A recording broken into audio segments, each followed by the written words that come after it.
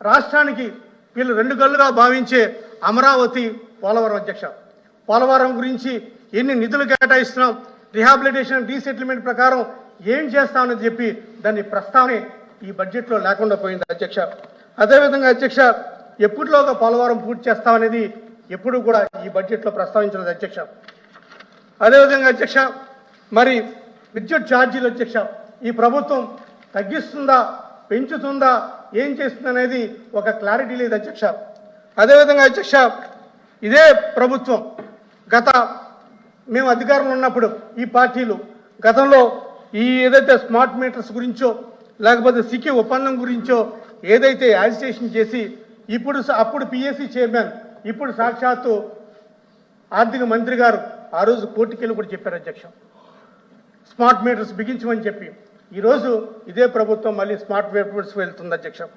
అదేవిధంగా అధ్యక్ష, ఇక ఈ ప్రభుత్వం అధ్యక్ష ఏదైతే ఈ ప్రజాకాలం మేనిఫెస్టోలో ఏదైతే స్టార్ట్ చేశారో అధ్యక్ష, ఈ రాష్ట్ర ప్రభుత్వం వైఎస్ఆర్ కాంగ్రెస్ ప్రభుత్వం 13 కోట్లు అప్పు చేసిందని చెప్పారు అధ్యక్ష.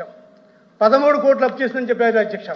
అనేక సభల్లో 14 కోట్లు అన్నారు, కొన్ని సభల్లో 11 కోట్లు అన్నారు, కొన్ని సభల్లో లక్షల కోట్లు అన్నారు, కొన్ని సభల్లో 9 లక్షల కోట్లు అన్నారు అధ్యక్ష. కానీ ఈ బడ్జెట్, ఆంధ్రప్రదేశ్ బడ్జెట్ ఇన్ బ్రీఫ్లో అధ్యక్ష, పేజ్ నెంబర్ రాలేదు, ఇంకా రాలేదు, వస్తుందన్నా, ఖచ్చితంగా వస్తాయి అధ్యక్ష. మొత్తం వీళ్ళు ఇచ్చే డెప్టెన్స్ ఎంత చూపిస్తున్నారు అధ్యక్ష? చెప్పండి. అంత అవగాహనగా మాట్లాడకండి సార్ మనోహర్ గారు, అంత అలా మాట్లాడితే ఎట్లా సార్? కొత్తగా వచ్చాం, అంత మాట్లాడితే ఎట్లా? సో ఈ అప్పులు అధ్యక్ష ఏదైతే ఎలా చూపించారో అధ్యక్ష,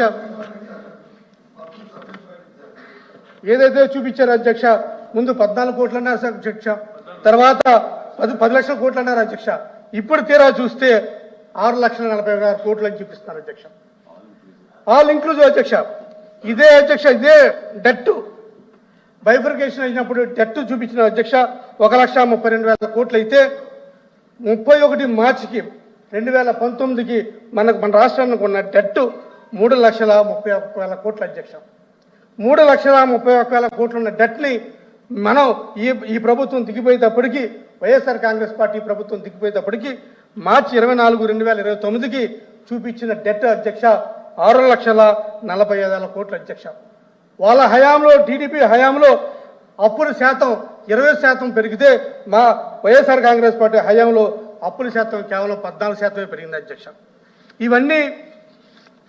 ఇవన్నీ ఈ బడ్జెట్ ఈ ప్లాన్స్ చూపిస్తున్న మార్గం అధ్యక్ష. అదేవిధంగా అధ్యక్ష ఈ బడ్జెట్లో ఎక్కడా కూడా బీసీ డిక్లరేషన్ అనేది ఎక్కడా కూడా ఊసేలేదు అధ్యక్ష. ఎక్కడా కూడా వ్యవసాయ స్థిరీకరణ నిధి గురించి మాట్లాడలేదు అధ్యక్ష. ఎక్కడా కూడా ఏది కూడా ఒక జాబ్ క్యాలెండర్ లేదు అధ్యక్ష. మా హయాంలో మేము ఏదైతే మేము అధికారంలో ఉన్నప్పుడు చేసామో ప్రతి నెల కూడా సంక్షేమ క్యాలెండర్ చేసాం అధ్యక్ష. మీరు కూడా ఈ సభాపూర్వకంగా మిమ్మల్ని కూడా కోరుతుంది అధ్యక్ష, మీరు అనేక హామీలు ఇచ్చారు. ఈ హామీలను మేమందరం కూడా నెరవేర్చవలసిన బాధ్యత మీ మీద ఉంది అధ్యక్ష. ఆ నెరవేర్చిన బాధ్యతలో భాగంగా మీరు కూడా ఒక సంక్షేమ క్యాలెండర్ని మీరు కూడా పెట్టండి అధ్యక్ష. ఏ నెలలో ఏ పథకం మీరు రిలీజ్ చేయబోతున్నారు, ఎంతమందికి లబ్ధిదారులు చేయబోతున్నారని చెప్పండి అధ్యక్ష. ఎందుకంటే మీరు హామీ ఇచ్చిన హామీలు మెండు, మీరు చేసేదంతా సున్నా అధ్యక్ష. అదేవిధంగా అధ్యక్ష, కాపుల సంక్షేమం కోసం సరే 5 సంవత్సరాల్లో 15,000 కోట్లు పెడతాన్నారు, మరి చివరి సంవత్సరంలో పెడతారో ఎప్పుడు పెడతారో తెలియదు కానీ అధ్యక్ష, ఇలా ప్రతి ఒక్కరిని కూడా ప్రతి వర్గాన్ని కూడా ఈ బడ్జెట్లో నిరాశపరిచింది అధ్యక్ష. అంతే కదా అధ్యక్ష, అనేక హామీల్ని గాలికి వదిలేసి బడ్జెట్లో ఎంత కూడా కనీసం బడ్జెట్లో పెట్టలేదు సార్ అధ్యక్ష. మరి ఎందుకు ఇన్ని హామీలు ఇవ్వటం, ఎందుకు ప్రజలకు ఏమని చెప్తారు అధ్యక్ష? మేము ఇన్ని హామీలు ఇచ్చాం, మేము ఇన్ని హామీలు ఇచ్చిన తర్వాత మేము చేయలేకపోతామని చెప్తారా? లేకపోతే ఇన్ని హామీలు ఇచ్చాం, బడ్జెట్ కాకుండా మాకు వేరే బడ్జెట్ ఉందో, లేకపోతే వచ్చే సంవత్సరం పెడతామని చెప్తారు.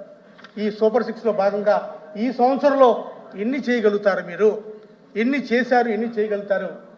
ఇంతవరకు ఈ సూపర్ సిక్స్లో మీరు ఎంత ఖర్చు పెట్టారు, ఇంకెంత ఖర్చు పెడుతున్నారా అనేది ఈ సభాపూర్వకంగా ప్రభుత్వం అడుగుతున్నారు అధ్యక్ష. థ్యాంక్ యూ అధ్యక్ష.